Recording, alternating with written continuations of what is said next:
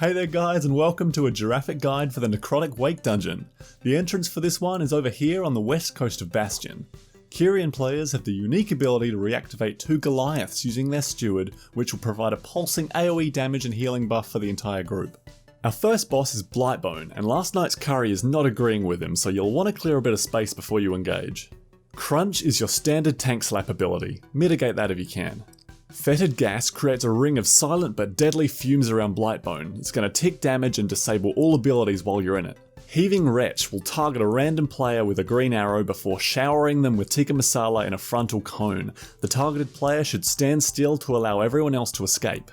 3 carrion worms will be expelled during each Wretch and fixate random players. Do not underestimate the worms.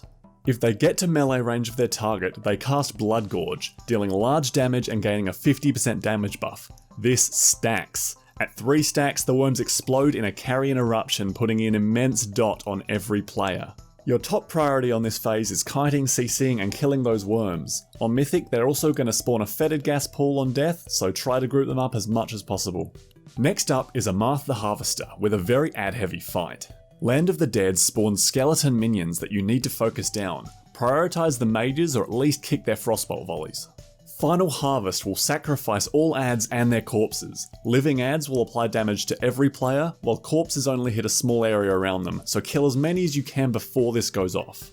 Everything sacrificed builds stacks of tortured echoes, which will ramp up passive party damage over the fight. Necrotic Bolt will put a healing absorb on the target, so interrupt that when you can. Necrotic Breath is a spinning beam attack that also reduces healing received, so scoot out of that one. And finally, Unholy Frenzy enrages the boss for 50% extra damage. Soothe that one if you can.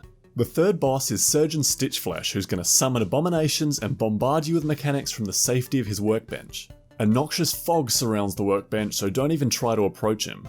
The aim of this fight is to use the abomination's meat hook to pull him down into the arena. When Meat Hook is cast, a random player will get a red arrow above their head and should move between Stitchflesh and the abomination. When the red arrow disappears, the direction of the hook has locked, and the player can shimmy out of the way before the hook is released. There are a few other things to watch out for. Every active abomination applies a stack of festering rot to everyone, causing passive ticking damage, so you do need to kill these guys. They'll cast Mutilate on the tank, so mitigate that where possible. Stitchflesh will target a random player with Embalming Ichor that will leave a puddle of death on the ground. Try to keep these away from the workbench for hook positioning. Stitch Needles hits a random player, inflicting a short bleed, not much to do there. When Stitchflesh joins the fight, he'll periodically cast Sever Flesh on his target, so tanks need to grab aggro as soon as possible. And finally, in Morbid Fixation, Stitchflesh will fixate a player, deal double damage, and his movement speed will be slowed. That player just needs to leg it. The final big baddie in Necrotic Wake is Nalthor the Rimebinder. Icy Shard is his tank slap, which is unavoidable.